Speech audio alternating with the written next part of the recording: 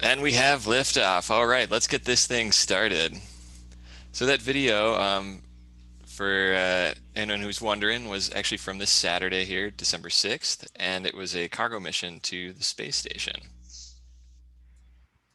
But before we get into our talk today about Mars and settling Mars and what are the cultural and aesthetic, political and social challenges with going there, I want to introduce myself. My name is Nick Lindicke. I'll be your host tonight. And then I'm going to introduce Dave Hurst. He's going to give us an introduction on NewSpace Chicago and why we're here tonight talking about space. So Dave? Thanks, Nick. Good evening, everyone, and welcome to NewSpace Chicago. NewSpace Chicago is a community of space entrepreneurs and other people who are interested in encouraging the entrepreneurial space industry in Chicago. And we have typically had monthly networking sessions in which we would get together, talk about space, and we would frequently have a presenter who would talk about some relevant subject. And our goal is to really promote space and promote the development of the space industry in Chicago. That was in the before times. More recently, during the pandemic, we have been having a number of virtual events. And this evening, we are very happy to present the third in a series of webinars about the 1 million Marciane, which is a settlement of 1 million people on Mars, and our thoughts about how that should be put together. This was, and Nick will probably tell you more about how this came about, but NewSpace Chicago is very happy to support this activity, and we look forward to bringing together the community in Chicago and across the country to promote space. So without further ado, I'll turn it back to Nick. Thanks, Dave. So again, I'm Nick here, and I would like to introduce our panelists who are going to be here tonight before we get started as well. So we're going to be talking about Mars, we're going to be talking about space, and we're going to be talking about the future, about 100 years from now. And the focus of tonight's discussion is going to be on, like I said here on the screen, the cultural, aesthetic, political, and societal challenges related to life on Mars, human life on Mars in particular. And this is the third part of our webinar series. The first one was economics, the second was technical, and now we're on to this topic here. And what we're really going to look at here is the human element. We're going to cover topics from sports and entertainment with a featured piece on the Marciane Squash World Champions that ties in fire starters. We'll have a review of the inaugural interplanetary pillars of human potential and our plans for human-centric Mars. We'll talk about the Martian government system, justice, Afrofuturism, and finally some good old ostracism. We're gonna get all your isms tonight, and I'm excited to bring you a panel of people who've thought a lot about this. So without further ado, let me introduce our panelists here. First off, Ariel Rudolph. Ariel, would you like to introduce yourself and say a little bit about what part of the project you were involved with? Sure.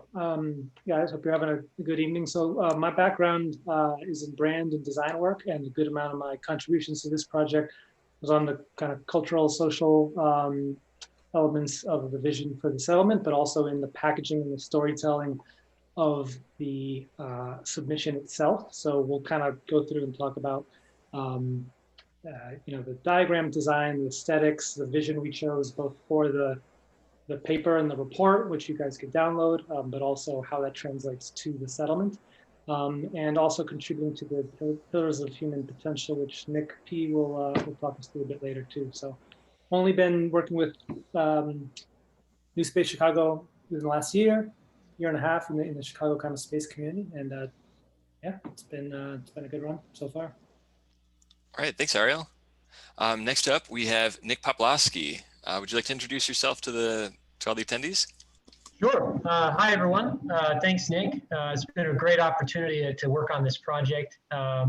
So professionally, I'm a renewable energy developer. I work on wind and solar projects, the big utility scale kind that you might hear about. But I've always been interested in astronomy and space science since I was a kid. I was named actually after Nicholas Copernicus, so it's kind of funny how that worked out. And I, as Ariel mentioned, I had sort of contributed to the pillars of human potential. And we'll be able to talk about that a little bit more later on. All right, thanks, Nick. Next up, we have Dylan. Dylan, do you want to introduce yourself? Yeah, thanks, Nick. My name is Dylan Dewald. I am a marketing professional in the sort of golf and hospitality space. I've been involved with NewSpace Chicago for a little over a year now, just as a volunteer for this project and as just a general kind of a consumer of all the great networking events that David and Robert and the team put on. My contribution for this project was I acted as a group lead for this section. So really just making sure that all of these brilliant people who are on the panel tonight, helping facilitate conversation and, adjusting kind of notes and future conversation to continue to project our sort of group along towards the finish line. And then I was a part of sort of the final team at the very end that tried to bring all the pieces together and formulate this final paper. All right, thanks, Dylan. And last but not least, a face many of you have seen before, Matthew Cason. He was on the economic panel when that was our first one that we did. So Matthew, do you want to introduce yourself again? Yeah, great to be back. Yeah, I'm Matthew Cason. My background professionally is in finance, but relevant to this particular panel, I did mainly worked on the political piece, kind of figuring out how the Marciane government would be structured and designed and whatnot. Kind of ran alongside my interest in space and my kind of side gig in political and policy work. Like many of the others on this panel, I've kind of been a member of NewSpace Chicago the past couple of years, very much on the consumer of our great events and just kind of space enthusiast side of things, and was really happy to help out with this project over the summer. We're so glad that you did. Okay, so with that, I'm going to give a bit more background on the paper itself. But actually, shoot, I should finish introducing myself.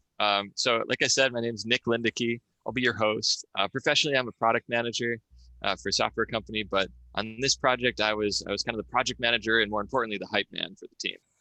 So I tried to get all the teams together and help push us over the goal line to submit this report and this project. So what is this project you're talking about? Well, let me tell you about it. First, before we talk about the specific project, I have to define who this Mars Society is. Dave introduced us as NewSpace Chicago, but there's many other space-related groups, and one of the largest focused on Mars is the Mars Society, and they host a lot of different sort of things. They had a conference this fall. They also had competitions, and there's a desert research station where people simulate life on Mars out in Utah. They do a lot of things to kind of push humanity towards this future of human life on Mars and sustaining that. So they had a competition a year ago, which was design a paper, 20 pages, for how to sustain life with a 10,000 person settlement on Mars. And then this year, 2020, they said, let's do 1 million people on Mars. What does that look like? And it's quite a bit different. 10,000 people, the assumption is you're going to basically be importing all the things that you need for life survival there. When you get to 1 million people, you want to have a tipping point where most of the things on Mars are produced on Mars with the minimal imports possible. So the challenge was design, very open-ended, just design what life looks like on Mars within the context of 1 million people being there mostly self-sufficient. So producing food, clothing, power, products, everything on Mars, maybe importing of advanced electronics, but there needs to be some economic driver to that as well. And why would people want to settle Mars, and why would life be sustained there economically? And we covered the technical side and the economic side in the first 2 sessions. If you want to see those, they're on YouTube recorded. I totally invite you to check those out under the NewSpace account. So this last one again is just on the cultural, political, aesthetic, societal. And those 3 categories are those 4 categories are really how the report was scored ultimately. And I'm really happy to announce too that although we didn't win or make the finalists, there were 175 submissions to this project, which is incredible. So from all around the world, I think in the top finalists, there were 8 top 10 teams, 8 different countries were represented, which is just phenomenal. And this is the rest of the team. We introduced, there's 5 of us here and a couple more people like Robert and Dave. They were of course a big part of this, and Charles, you see his face. But there were 19 contributors for the project. I'm actually 17, sorry. And here's all the faces of the authors for this project, and everyone had a different focus point and what they're researching and writing and putting together for this project. And we really happened to be such a big team that put this together. Not everyone was in Chicago too. Actually, thankfully to COVID in some ways, we were forced to do it remotely, and that allowed more people to participate. So what did we achieve? There were, in 2 months, we put about 2,000 hours in, and only one all-nighter right at the end. And it ended up being like 11,000 words, 20 pages. And if you haven't read the paper, definitely recommend it. It's a pretty fun read. And what we tried to do is put it in a way that anyone can enjoy and appreciate, and make it accessible to all people, because I think that's our vision of the future, is that it's a Mars focused on humanity and people and everyone participating in it. So now let's get into why we're here today. That was a pretty long introduction.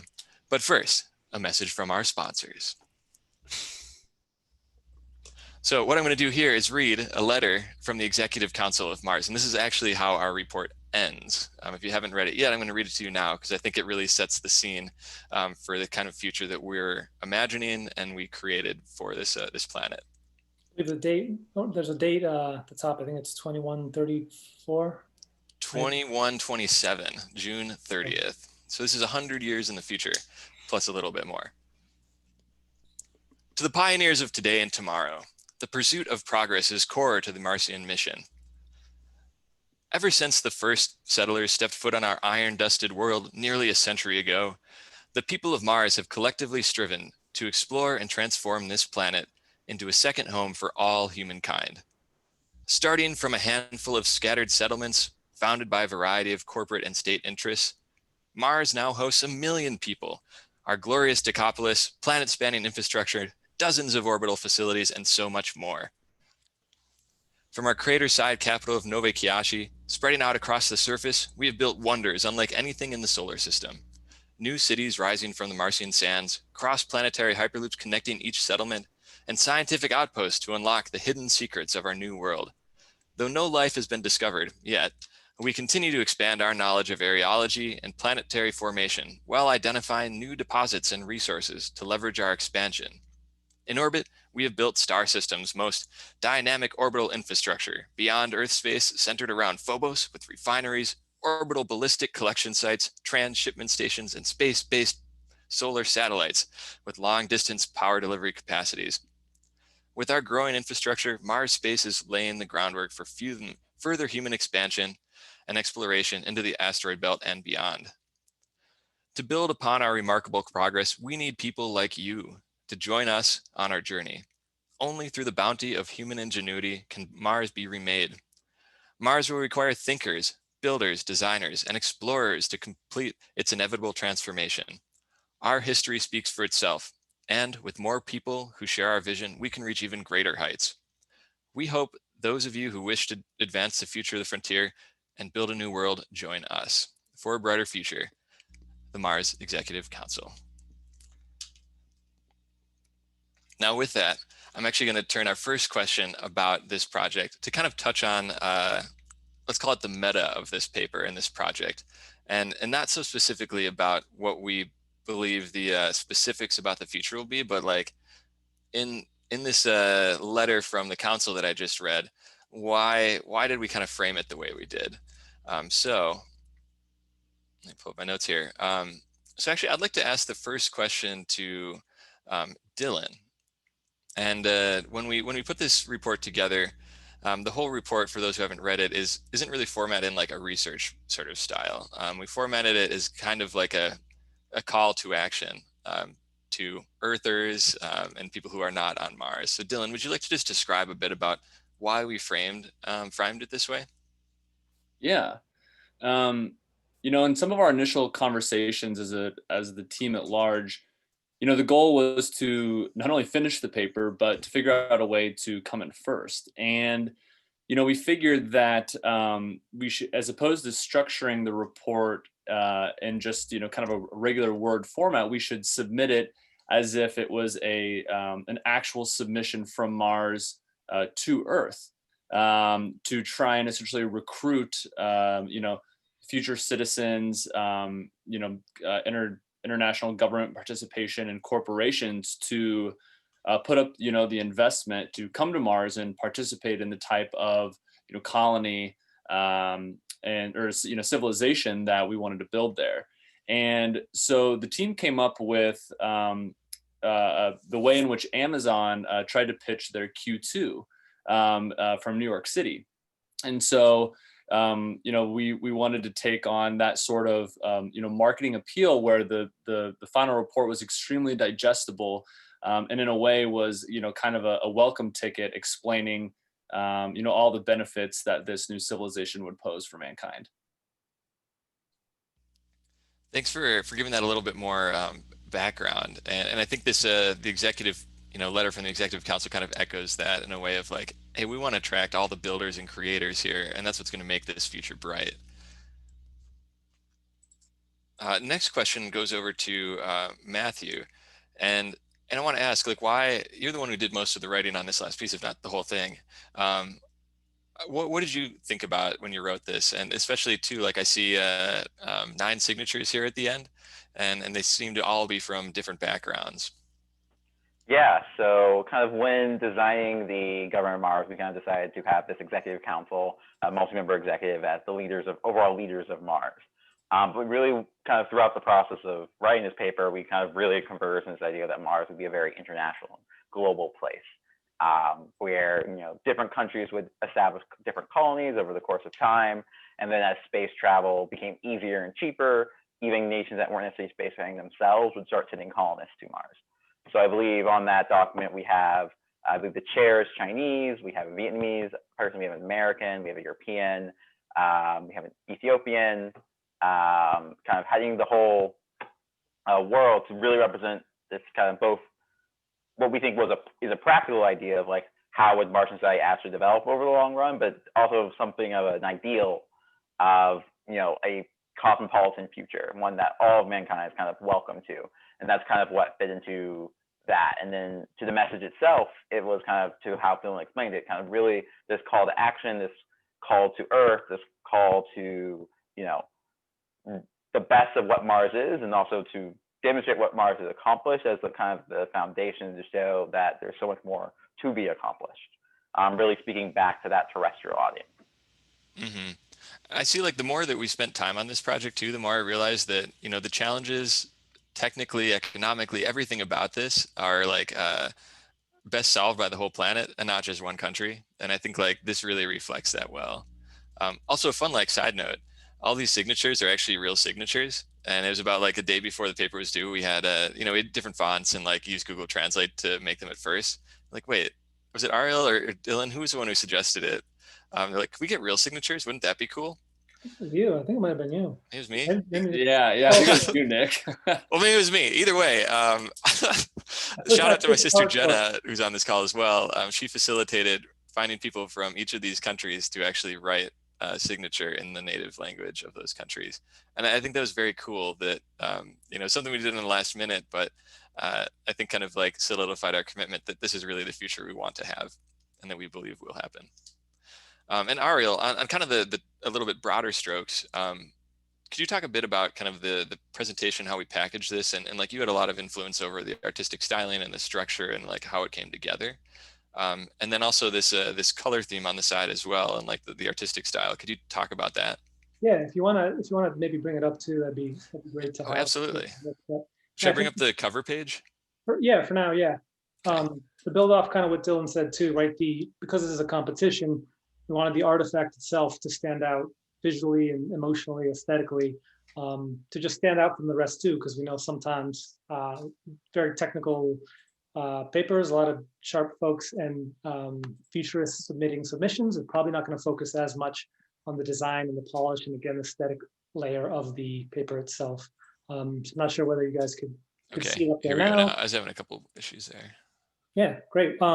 So again, kind of a parallel track to a lot of the technical work and a lot of the expertise and engineering and the scientific ideas covered on the other calls, right? Collaborated with a very talented Chicago designer, a friend of mine named Marciane. She came up with kind of this this concept. And again, that's a rubber tree in the background, right? Suggesting fluidity, rubber, malleability.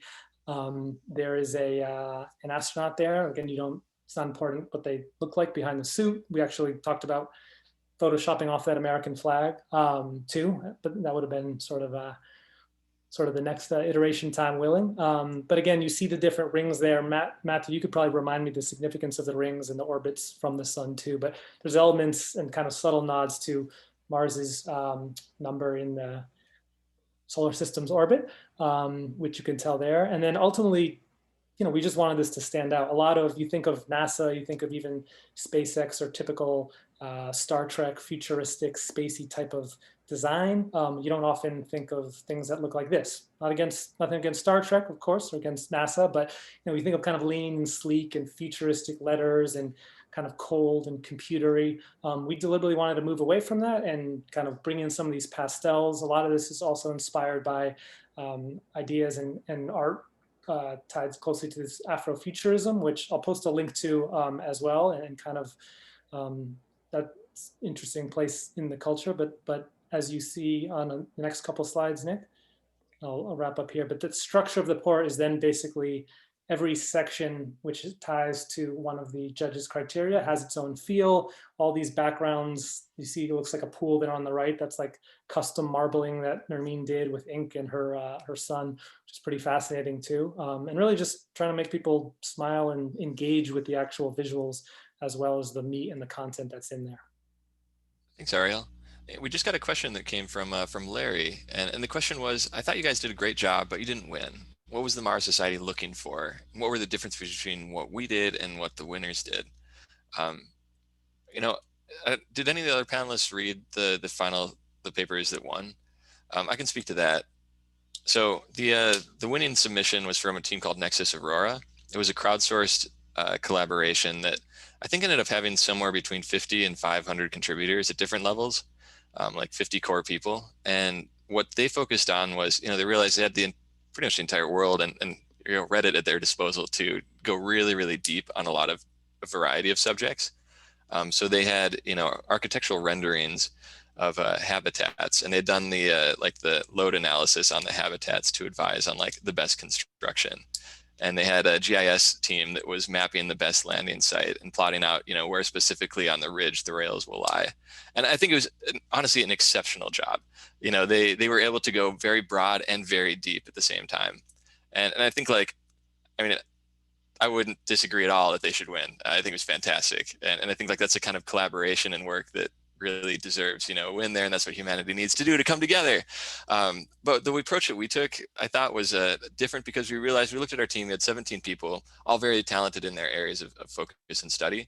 But since we only had 2 months, we kind of decided up front that we can't really go that deep based on the team and the skills that we have and the time that we have. So we took a more broad approach and said, what is the future that we want to package and present? And we don't know the answers scientifically, what the world will look like in 100 years, what Mars will look like in 100 years, but we can kind of try and set the bounds around what we think is possible and what we think is plausible if we push it in that direction. And maybe that wasn't what the Mars Society was looking for ultimately, but that's why we chose that approach. Any other panelists want to comment on that? I thought it was interesting that I think, correct me if I'm wrong, I think none of the 4 top finalists were from North America, which was just interesting. I think that's true. There's one, I think, one team.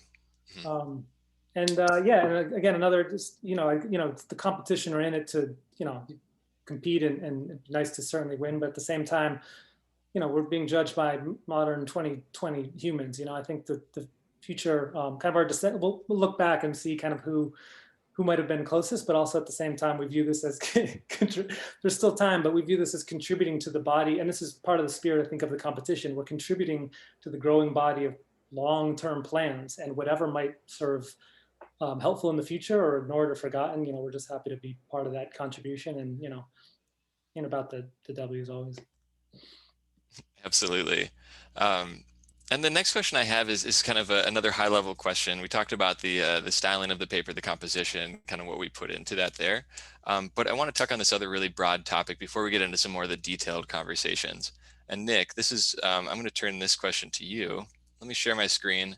And it's going to present a pretty meaty text page here. And I want to introduce it here, and I think it'd be good for you to give an overview, and then I'll hide it. So what we're looking at here is the inaugural Interplanetary Pillars of Human Potential.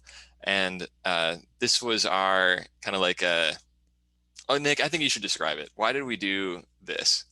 And tell us more about what this is.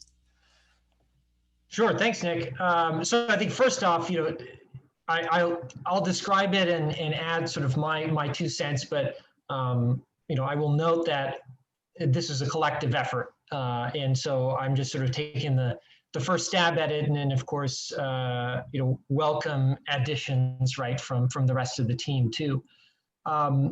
So anyone, if I'm off base, please jump in. But basically, we wanted to create a sort of a set of guiding principles, right? What would the society, what would be some principles that the society would follow, and how would these, and we took the position of, principles that would have developed over time, or may have been developed by the earliest settlers and then evolved.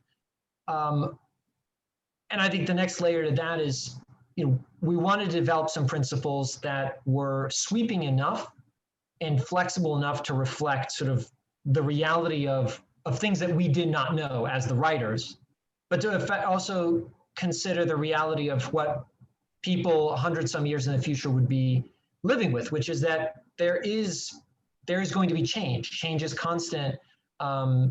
Evolution is constant in many different ways, and so we shouldn't have something set in stone. So the various components of the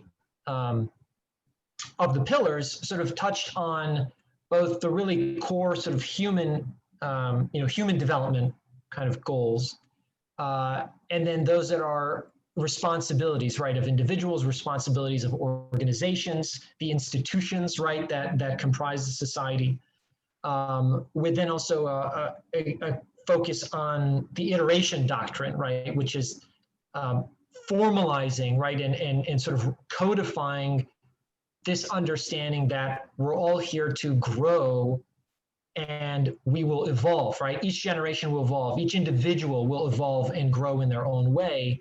And we're recognizing that as a fact. We're recognizing that there isn't sort of this singular set of principles that never changes under any circumstances, but rather they will evolve and grow with the society as each individual member, as each institution grows, over time. Yeah, and like, how do you, it seems like, to predict something 100 years in the future that's going to be iteratively designed was kind of an impossible task. And I think like this perfectly acknowledges that you're like, not only do we believe that people will follow iteration as a key cornerstone of the society, but like, look, here, we can't even figure it out now. So if that's like part of the core, then that will continue to be part of the core. Right. No, that's exactly right, Nick. And I mean, part of it, there's also just a very practical reality, which is we didn't want to be so speculative out of the gate, because it would have, we would have had some presupposed notion of all the laws and the structures that would exist at the time. And so we didn't want to get too speculative about those firm ideas.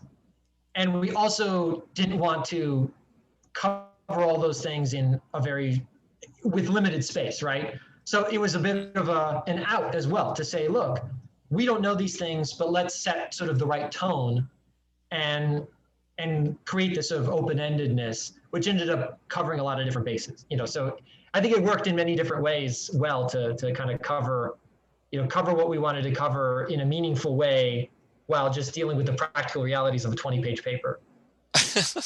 Yeah.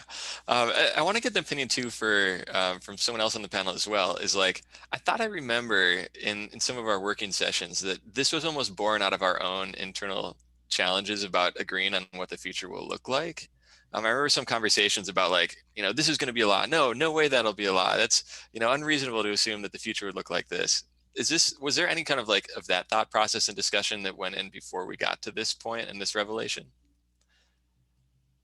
Yeah, Nick, this is Dylan. I can chime in here. Yeah, I mean, I think one of the largest items that our group spent a majority of time on is, what happened from initial landing, and what was that history from 0 to a million? Because it was hard for us to wrap our minds around the million person civilization without sort of talking about, what led us there. And I think in a time where we were going through a pandemic, and then some of these conversations wrapped up, right as sort of the incident involving George Floyd had happened. And we were all questioning, what's wrong in in our own systems, that we live in, and how those can be improved and applied. But yeah, it was a ton of speculative conversation about, what is the world if we could tweak it just a little bit to make it work even better? What does that look like? And what you're seeing is what stemmed from those discussions. Yeah, I think it also reflects we did have some legal expertise on the team, right? Decided not to have the audacity to attempt to say this will be the law, but rather what are the right general areas we want to have laws honor. And then again, it seems like that catch-22, but baking in, as Nick described in the iteration doctrine, like a very deliberate language around here's how it can change, like it can, being very specific about how it evolves beyond itself. So kind of that catch-22, and obviously reflects a lot of, we all have learned about government and democracy and ideals versus practice from the last several years, and certainly from this summer as well when this was crafted. But I will say, although we didn't explicitly define what the laws will be in the future, we did actually go so far. I mean, I should say Charles Mudd, our resident legal space expert for legal matters, did go so far as to write both the Mars Treaty 1 and the Mars Treaty 2 in full, and those are actually linked at the end of our paper in the citation. And Matthew, I know you gave this background in the economics, but could you do like a quick catch up for us, like politically, how we got to where we are here? Because I think there's a few touch points throughout the history that we developed and kind of like built out there that kind of leads us to where we are now. Yeah, sure. So we have our timeline starting off, I believe, in 2027, which is when like the first Mars mission is launched, and it's basically like Western Japanese effort. Think SpaceX technology with government funding type of scenario. And that goes through 21, 27, which is when we are kind of writing the paper, so to speak. The two treaties Mick mentioned, Mars 1 and Mars 2, are based on the Outer Space Treaty, and are basically kind of pitched in the framework of kind of the same, so kind of similar to the Antarctic Treaty. Like the international community decides it needs a governing framework for Mars. It decides to write a special treaty just for Mars that preserves most of the principles of the Outer Space Treaty, but still allows countries and companies to go to Mars. That first treaty is signed in the late 2030s after a Russo-Chinese mission arrives on Mars. I think we pegged that date at like 2036. Then the Mars 2 treaty is not written until the 2080s, kind of when colonization really picks up. There's over 100,000 people on Mars at this point, and other nations are getting to the fold, so that by this point we theorized that there would be like an Arab League mission, an Indian mission, a Brazilian and Latin American mission, some corporate missions and the like. So there need to be a new framework for governing such a populous planet. And that Mars 2 treaty laid the groundwork for the establishment of the Marciane government, which was formed a couple years later after a governing convention.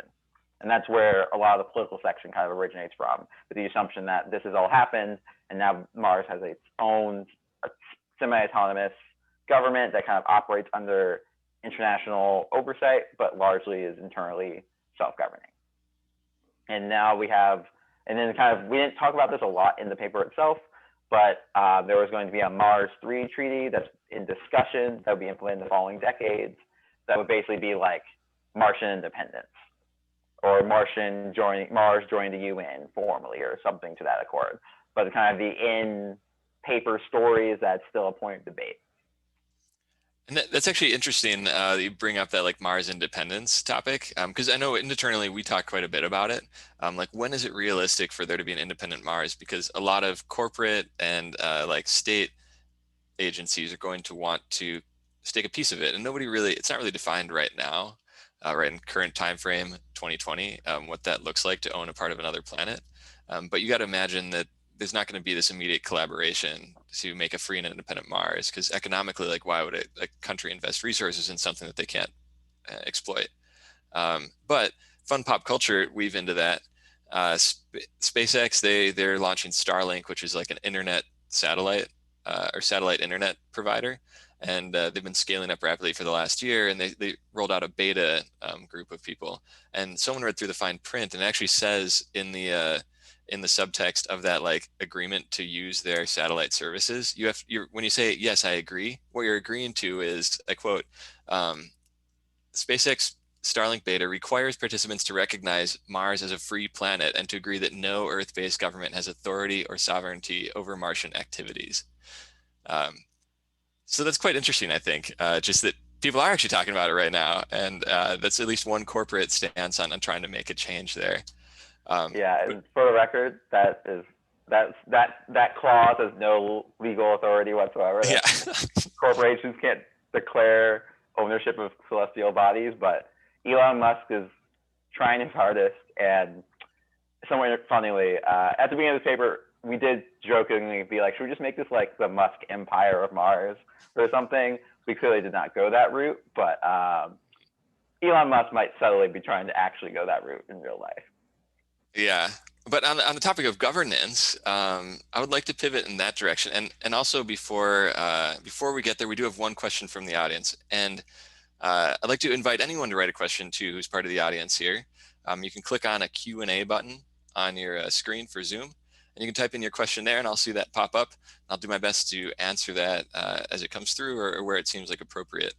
So we actually have one question before we leave this topic, and that's, I hear a lot of years being tossed around. How did you determine when we will settle Mars? And I'm going to bring back up that population curve. Who wants to field that question?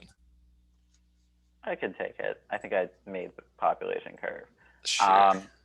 But yeah, I'm not going to say it was the most scientific exercise ever, but basically how we based it off was assuming in 2029, that's kind of like when the first mission launches, which is roughly in line with when SpaceX currently projects to have their first Mars mission launch.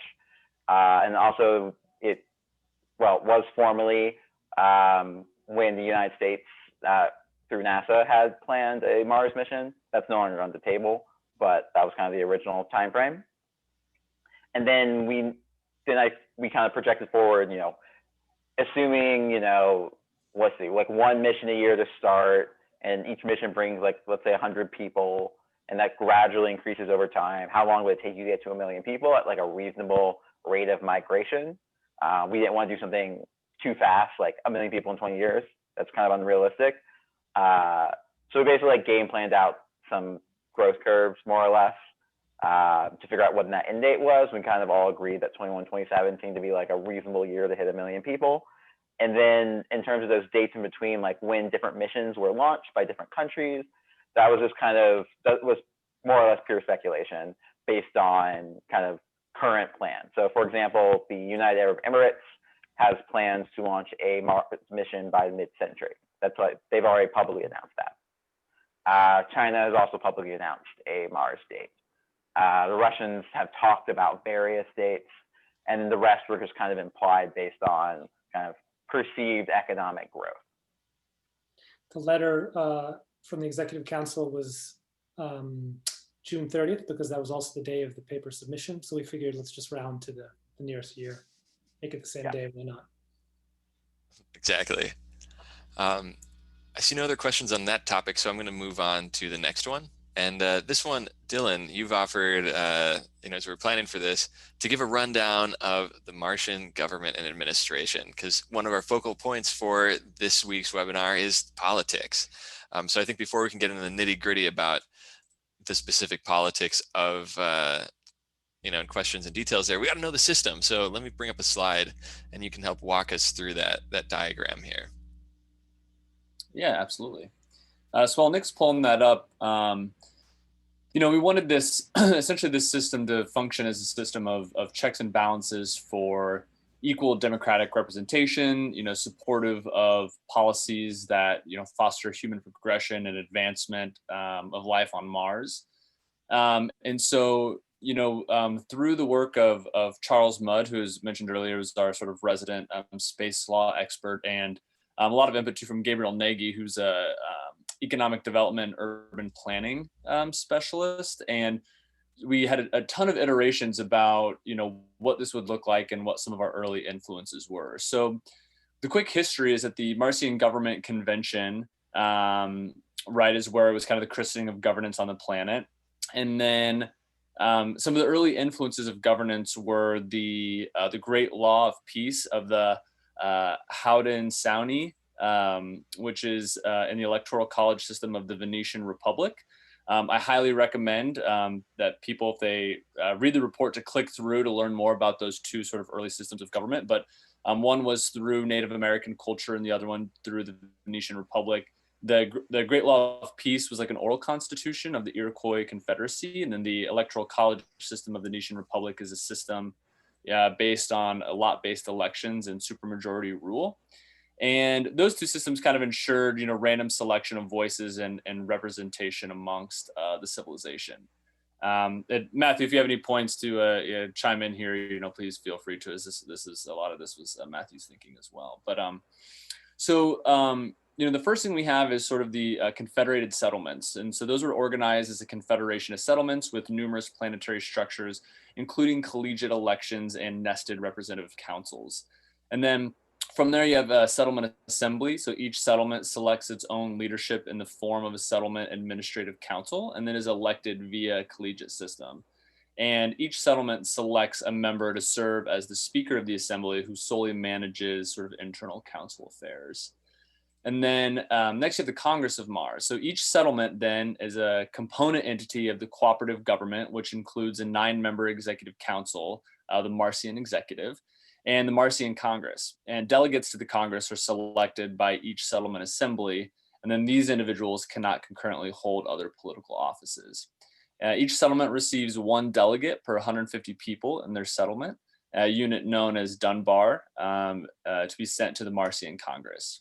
And each delegation then acts as a liquid democracy, where each member may in turn delegate their vote onto other delegates. So to vote in Congress, each settlement must determine a unified position among its delegates via 65% majority. And then once a settlement arrives at an agreed upon position, the settlement delegations must then achieve consensus within their block. And then a block is composed of multiple settlements within a given population range and settlement type. And we decided to go with kind of like 3 blocks within the Marciane Congress. And these we associated with some Chinese names to these. So the Jing block, composed of Navy Kaishi. Apologies if my pronunciation is off on some of these. The Tai Zhen, the Bao of the remaining surface settlements, and then the Xiao block comprised of orbital settlements. And this system enforces consensus and unanimity to achieve progressive political action, ensuring stability and comparatively harmonious politics. Where are Then we? you have Sorry to interrupt, but where are we on the diagram here? I actually lost my spot. I think just to kind of recenter people on. So that was kind of the Marciane Congress, which is what looks like the Capitol building on the bottom left. And then the next section here then we'll go to is the Executive Council, which is up on top, top right. And so it's also elected by the settlement assemblies of Mars. So in line with the nested council model, these council members, known as executors, are nominated by the general populace via petitions, which must cater a minimum of 1% of the settlement in question's population to be considered. And then each settlement assembly then selects up to 3 respective council candidates from among the nominated selections. And they then are elected through planetary election in the collegiate model. The executors are the highest executive authority of Mars and are responsible for the implementation of Marcian policies, which are determined by the Congress and the overstay of the day-to-day administration. And then there are a series of administrative councils known as the Marcian administration, which is over on the left. And you can see here, so the different colors represent, if it's a color that's in red, it's an administration that's planetary to Mars. If it's pink, that means it's both a planetary and local settlement. And then if it's the orange, it's just the local settlement, which there are 11 of those. again, these are confirmed by Congress, who are responsible for much of the day-to-day governance of them. These councils, chiefly the Marciane Economic Council, we designated as the primary body with which new ventures will interact. And as you can see here, there are several other sort of administrations. So we have culture, public and social services, rehabilitative justice, immigration and settlement services, land and property management, etc. And then as you kind of move just to for a moment. the bottom. Oh, yeah. Yeah. So I wanted to touch on a few of those topics that are under here. And, the question that was nagging at the back of my mind here is, so we set up like a really, and maybe I shouldn't have said at the beginning that we didn't go in that much detail on any topic, because we actually did go to a ton of detail on this topic, maybe just not as much on some of the technical aspects that required more like analysis. But I think like one thing is kind of like a macro picture, maybe this helps relate to the audience, is like how does this system relate to like the governments of Earth as well, right? Because we've decided that we're not like an independent Mars yet. And this is a very like complicated administrative and like a legislative setup for Mars to govern like politics on Mars. How does that relate to like, diplomacy with Earth, and that people still are maybe dual citizens of an Earth country? Yeah, I'd say, I think I'll defer to Matthew on this after my sort of input, but I think it was just a lot of the humans, what the human basic needs will be and how they're going to be met. The environment outside of the sort of biosphere that humans are going to be living in is very harsh.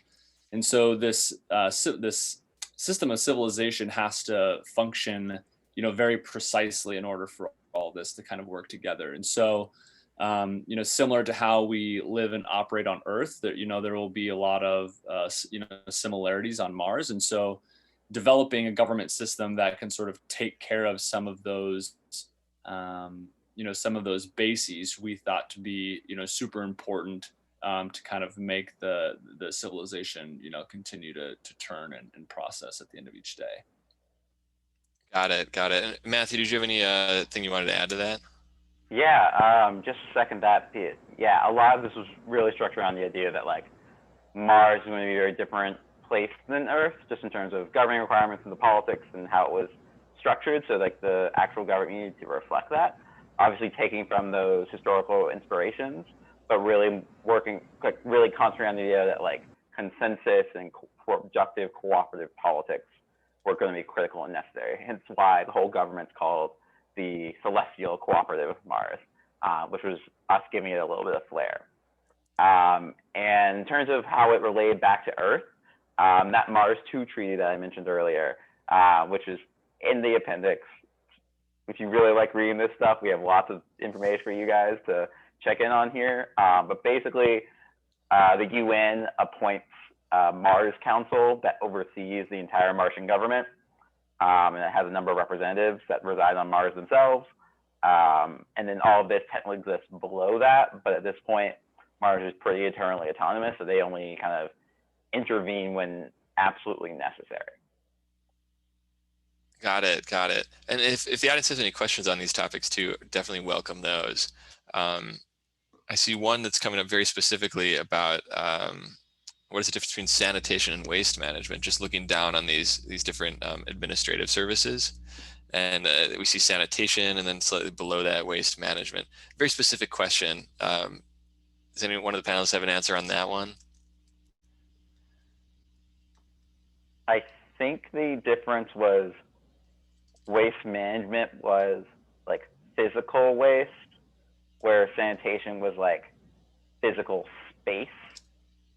Because thinking of Mars, fully self-contained environment, air and water and stuff is separate, but like the physical space, much of that fell under the public ownership. So instead of like, think of it like street cleaning on Earth, basically, but like the equivalent of that in an enclosed like metal box, if that makes sense. I hope the questioner understands what I'm getting at. But that's kind of like what the sanitation like council would be responsible for. Thanks.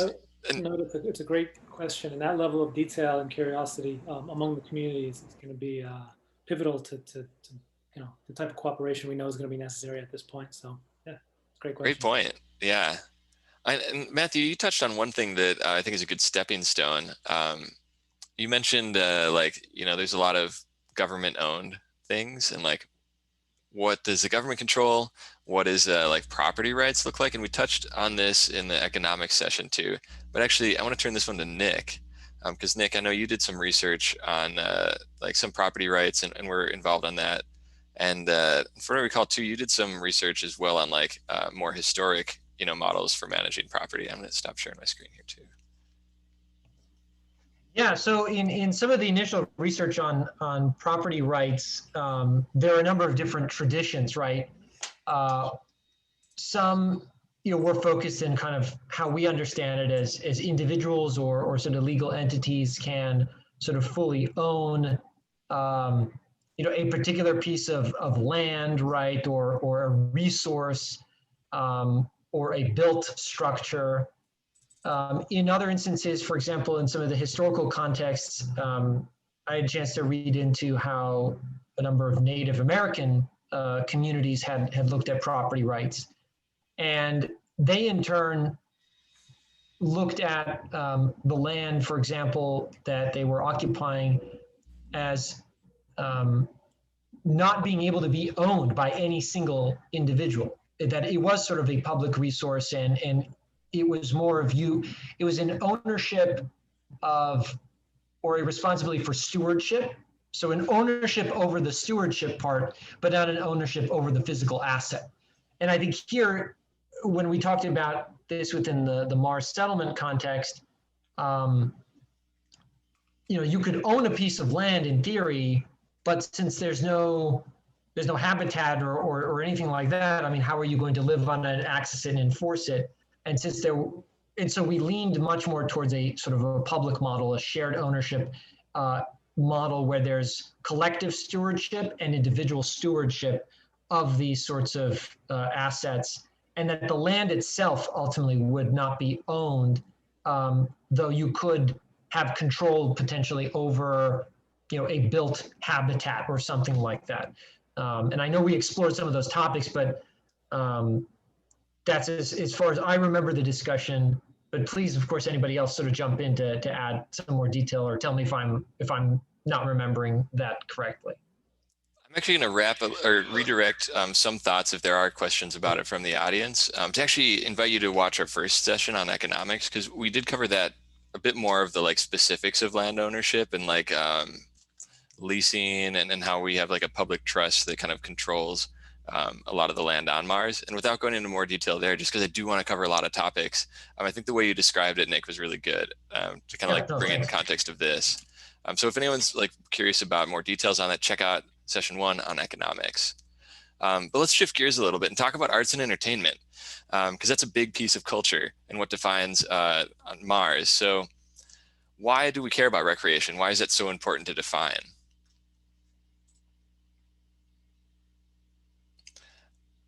Ariel, I'm going to throw this one to you. Sure.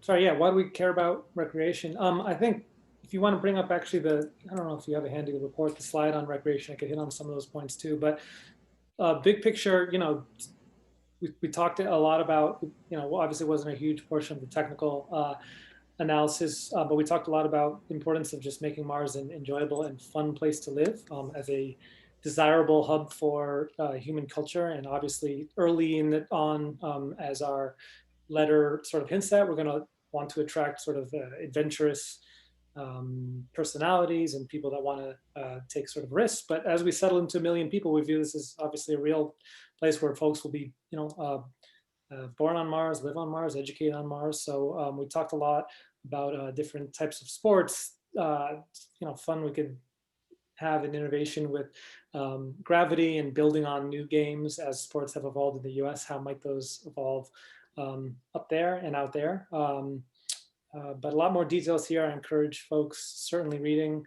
and please chime in if anyone else on the call remembers any specific juicy nuggets from the recreation department, which I may be passing over. Yeah, I can jump in.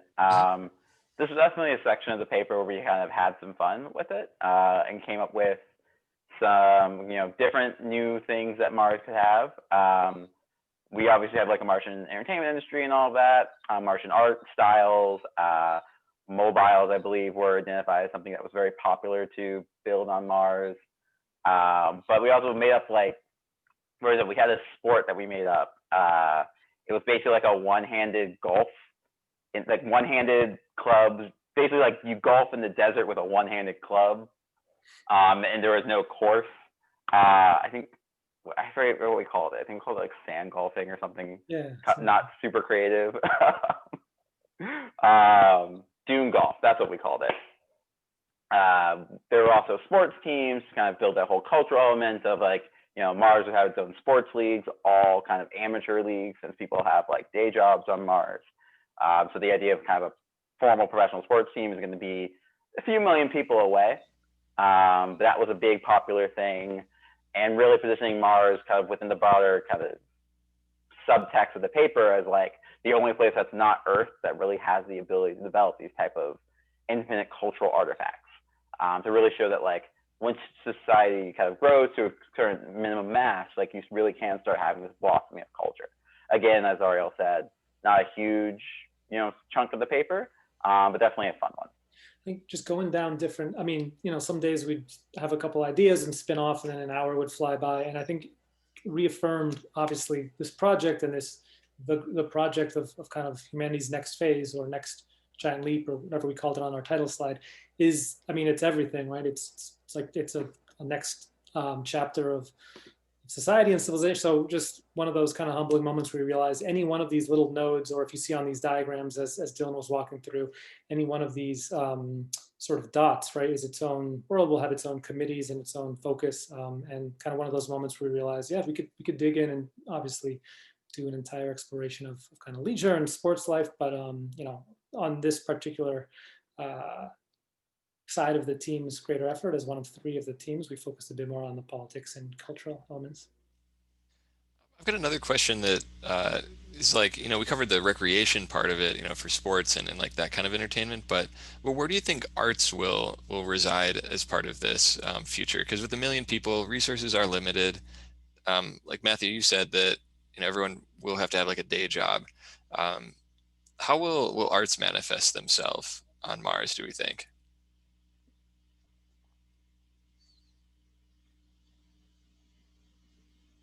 Well, one way that we talked about was arts being a part of sort of the rehabilitative process and mental health for humans.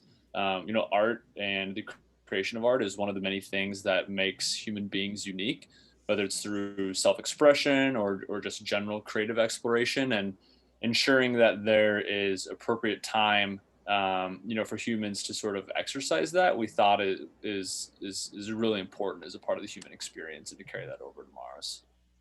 I think too of different, again, that whole thesis papers will be written about that term, and obviously art's role in different eras of history in different countries and different cultures. But one kind of parallel example you hear a lot about, pandemic related, like what's the first great novel going to be, the first great American novel about the pandemic, or the first pandemic movies coming out in the next couple of years, right? And in some ways, we think about it as that too, like there will be the first Martian, film, the first Martian book or novel, right? So again, we didn't go too much into speculation, other than excitement of realizing folks growing up and spending time with truly a different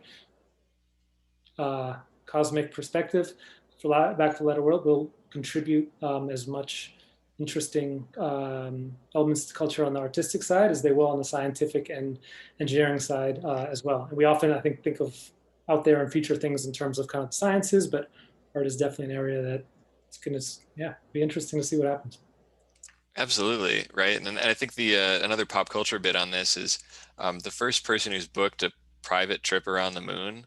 I can't remember his name, but he's a Japanese entrepreneur, and he's a collector of art.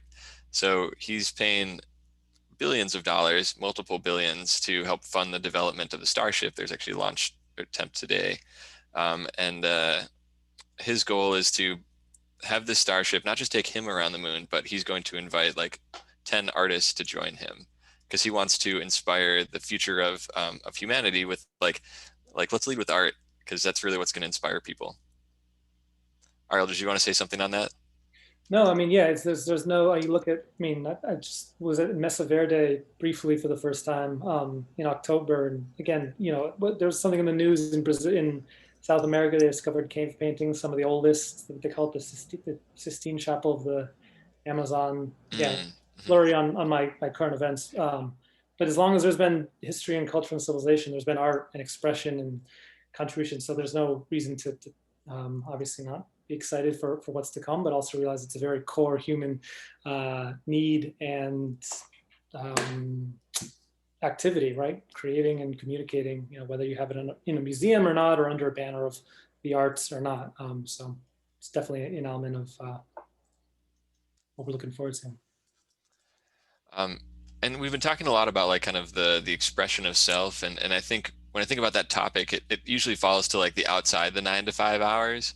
Everyone's kind of got the 9 to 5 grind where they work professionally. And I'm actually going to bring up a question that came from last week's session on technical. And we got into some of the technical aspects of working and what jobs are required. And someone asked, how much agency do you imagine citizens will have in terms of balancing individual freedom versus the need for expression?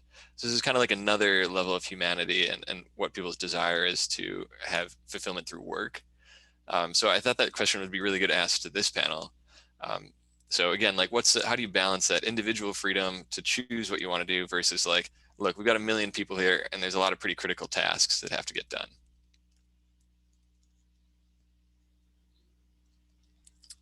Dylan, I saw you pop one of the first. Ones we went around on. Yeah, we went around the horn on this one a lot. I think where we kind of netted out is at the end of the day, the Mars civilization is going to require a certain amount of input for its operation, and so at the end of the day, hopefully it's built in a way that is as sustainable as can be and doesn't require every citizen of the planet to work 3 shifts all day every day. So I think it's just going to be a product of the system at the time, even though it's 1 million seems like a lot. It's still going to be some pretty complex technology. We're also hoping that automation will be advanced enough to a point to take over a lot of the more maniacal tasks away from human beings as well. But it's, again, that was one thing that was really hard to come up with sort of an evidence-based theory on at the end of the day.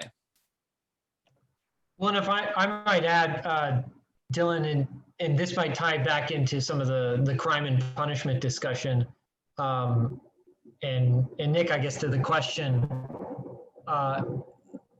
since it's likely, at least if I recall, no one's going to be executed on Mars, right? Because it's important to have people available to work and contribute, but no one's also going to just sit in a cell, right? Because that's not really productive. And so some tasks that may be less desirable, can be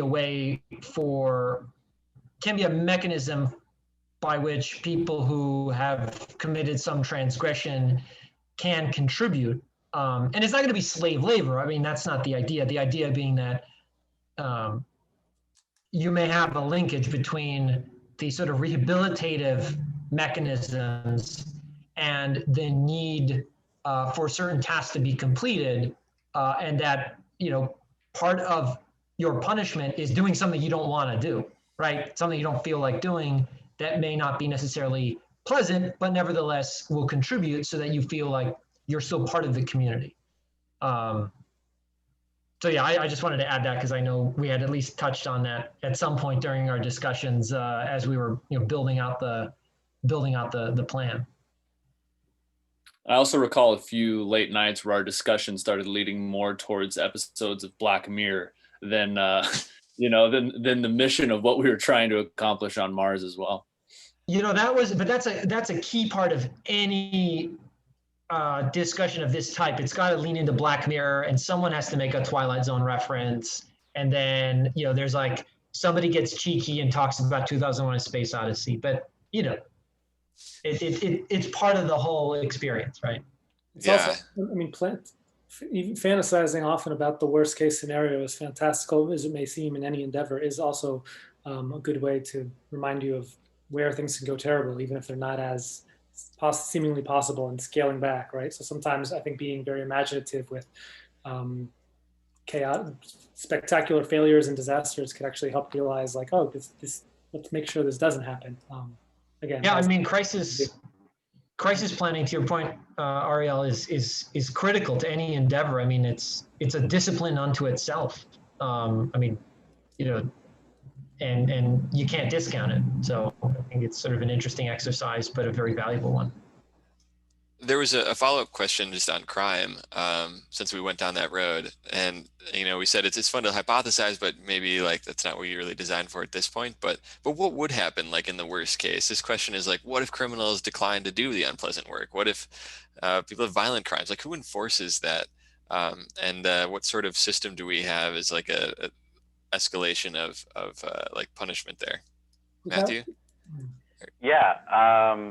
Yeah, we very consciously kind of based the Martian justice system on restorative justice principles, kind of like the best that we can imagine our justice system being today, kind of not embracing sort of the punitive or carceral type justice systems that are common today, very much leaning on kind of the idea that, especially in the early decades of Mars, everyone's going to be a settler. Like, they are not going to be born on Mars. Eventually, there will be people born on Mars, but it's going to be a population of people who kind of go there with a certain understanding, a certain level of skill, and a certain commitment to kind of the cause, right? We'll build the type of culture that will kind of really encourage this kind of low crime environment, so to speak. And being based on restorative principles means that, I think the question is, what if they do something, what if the criminals decline? Even that very designation of like kind of criminals would be not necessarily like the approach that we take. It'd be very much of, there was some sort of social harm done, and we need to rectify that harm and reintegrate you into society. Because to Nick's prior point, like there's going to be a lot of work that needs to be done. We'll be continuously growing the settlements, but also we don't have time or money or societal interest in having like prisons, right? So we need to do whatever needs to be done to like reintegrate these people. So there's no sort of like permanent, like there's very few crimes that result in kind of permanent punishment. Now that being said, the kind of highest punishment on Mars is ostracism. This was a direct reference to the ancient Greek city-states, where ostracism is basically you get exiled from Mars for some period of time or forever, depending on the crime. In that case, they would ship you back to Earth, and that would be that. Obviously, that would be like a last worst case scenario that we would use very infrequently. That's kind of the idea. And as to who does this work, there's a tribunal system with primary courts and this high court of Mars. And those tribunes are very much, they're judicial officers. They do a lot of that restorative justice work, the actual kind of trials, and a lot of that type of stuff. Nice. Thanks for explaining that. And just checking the time here, we're at about 7:15 Central here, and I think there's one last question that I really want to ask before we wrap up.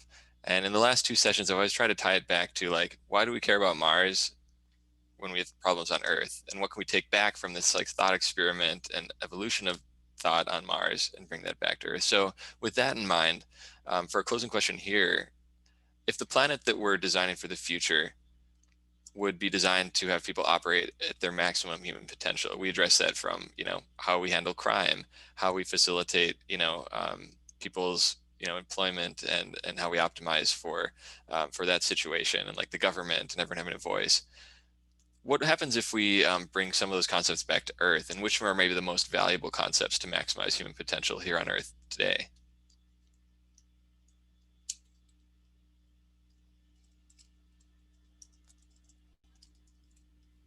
I can give a short answer.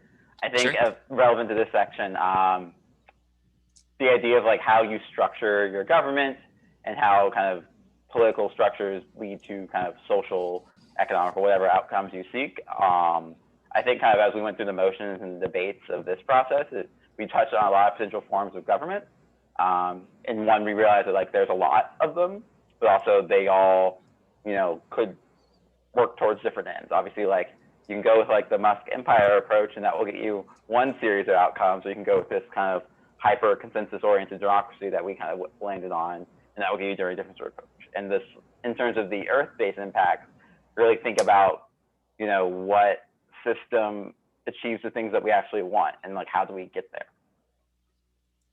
Ariel, I saw you pop off mute as well. Yeah, I think I was going to add something to a previous question, but more in terms of adding to mass, I think, yeah, viewing, you know, every state, yeah, I mean, to get too idealistic about like the founding documents of the US as a very American heavy team that was also internationally represented, but the idea of towards a more perfect union, the idea that Mars will be another chance, again, not novel to this team's ideas, but another chance with a little distance, which creates perspective and time and space, quite literally, not to be pun, but actually like the time it takes to travel there, to try new things out, better things, and start, you know, it's not starting fresh any more than, you know, starting fresh, but obviously, you know, every fresh start is based on the long human story, and the long story before that, and the story of the Earth. So viewing it almost in line with that iteration doctrine of a perpetual work in progress of what the human project is, rather than, you know, what some people sometimes deduce as like a fantasy thing and individualistic, like, oh, good, just rich people, you know, have money for that. But, you know, I think most on the team oriented that good things could come of this, just like, you know, great things, just like the discovery of the new world and the insanely polarized, in the wildly varying highs and lows of what that project has been, and we're all sort of living in now. Yeah, thanks, Ariel. And with that, I think I'm going to close us out here. And I just want to thank all the panelists, Dylan, Nick, Matthew, Ariel. Thank you for responding to all these questions and really giving your thoughts on this tonight. And I see there's a couple other questions that we're following up from a previous topic I just didn't get to. I apologize, I couldn't get to all the questions today. But thank you so much for being here and for giving input through this whole process. So thank you all for attending. And I'm going to turn it over to Dave to close us out with one last information about NewSpace Chicago. Okay, great. Thanks, Nick. I really want to thank all of the participants and the panelists this evening. This has been just a fascinating discussion about 1 million Marciane. And, you know, we really had a good time with this whole project. And this was, I think, a good way to wrap things up. I also want to give a shout out to Nick. Nick has been really a motivating force for this entire project. I really appreciate all of his efforts in tying things together and moving people along. Also want to give a shout out to Robert Kwong, who has been behind the scenes, really helping organize things and making this thing happen. And then one final thanks to Mudd Law and Charles Mudd, who has provided the technical infrastructure to allow us to do these webinars.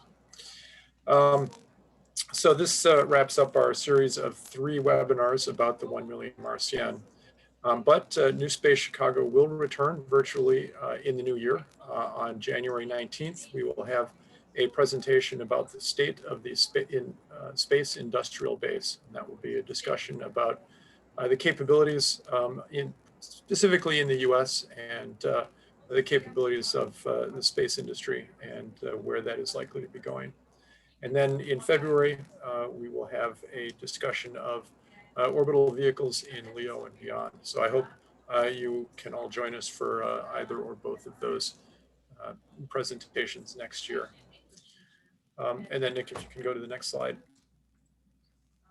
I just would like to remind everybody that NewSpace Chicago is a 501c3 organization, and we do run on your donations. Your tax-deductible donation helps support the entrepreneurial space industry in Chicago. We welcome you to go to the URL you see displayed on the screen. and your donations are tax deductible. There's also a sponsorship program. You can become an event sponsor for only $250 per event, and you'll be your sponsorship will be announced during that event. Or you can become a premier sponsor for the entire year for $1,500, and your organization logo will be prominently displayed on the NewSpace Chicago website, and we'll mention you in our presentations and so forth. So I really appreciate you all attending this evening, and we look forward to seeing you all again next year. Thank you.